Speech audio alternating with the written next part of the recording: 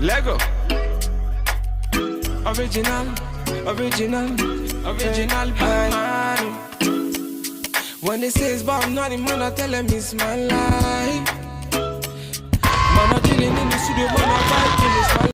So we got into some trouble this day with some members of the LGBTQ society, and this is what led to all this altercation. But before that, let me just give you a little bit backstory about Mtwapa. Mtwapa, a town located in the Kenya's Kilifi County, situated around 16 kilometers from the CBD of Mombasa. It is a place which most tourists visit because of its unique nightlife activities, and also Mtwapa is known as the village that never sleeps. There's a lot of pubs, clubs, and entertainment joints that you can find around Mtwapa.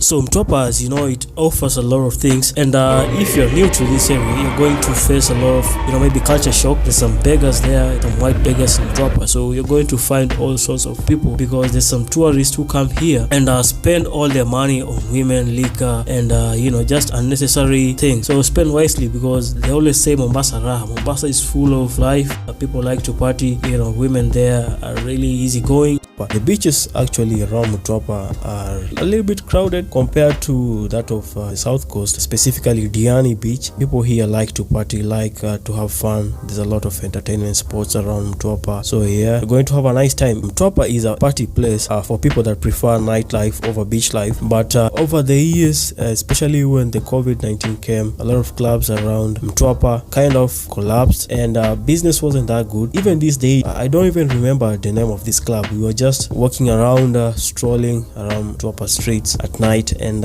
you're going to see a lot of women on the streets. You're just going to have some fun. But right now, Bamburi is like the new Mtwapa, because Mtwapa was overtaken by Bamburi. Right now, Bamburi is like the new Mtwapa because Bamburi is a suburb, and it has witnessed a rapid growth over the past 5 years to become not only Mombasa's entertainment hub, but also the main residential area for majority of lower middle class people under the age of 40. But we didn't get a chance to visit Bamburi because our time was really limited. We just passed by. And one thing, especially when visiting these nightclubs, you need to have an open mind and just be free spirit and enjoy the night. One thing that you need to be cautious is taking photos of people, especially at these nightclubs and this pub. You need to ask permission first, because I remember when we were entering the club, this bouncer who was specifically placed at the entrance kept on searching us, and he saw my camera, and he became a little bit curious, because at first he was thinking that I was carrying maybe a gun. He let me in with the camera, but you need to be really cautious, especially at these clubs, because there's some married people,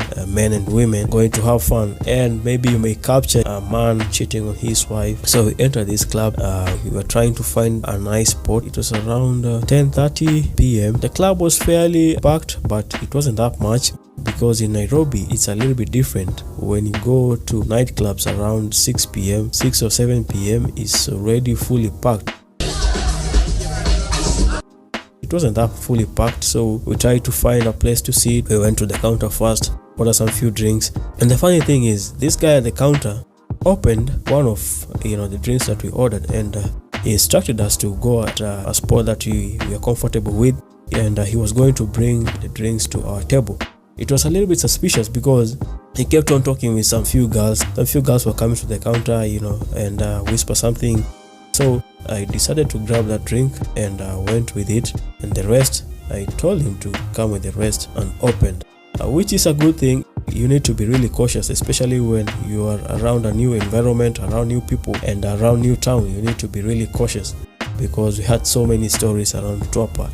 People getting robbed, and there's a common drug which is usually used across the country, not only in Mtwapa. It's called mchele. Mchele is a Swahili term for rice, and this drug, when they put in your drink, you maybe become dizzy, fall asleep, and they take your belongings, right? We found a really chill spot. We had some drink or two.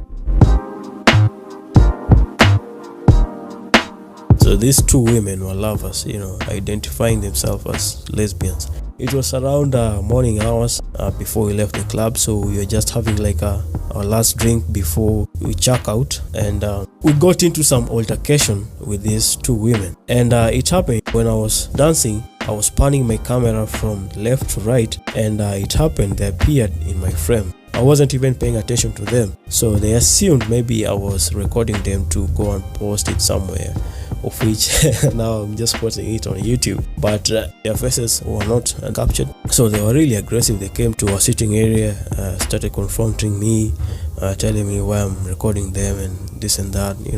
They were really furious and mad. And yeah, I understand them.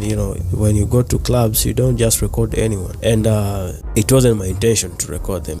Fairly enough, I didn't record too much action because the club was fully packed around 12 a.m. So I didn't record too much of it because I didn't want to be in so many altercations. And I'm using a very fragile camera, and people, when they're drunk, they can do the unthinkable, right? But eventually we settled the case. The bouncers came. It was a really messy situation. Apart from that, we had so much fun, and see you on the next episode, guys.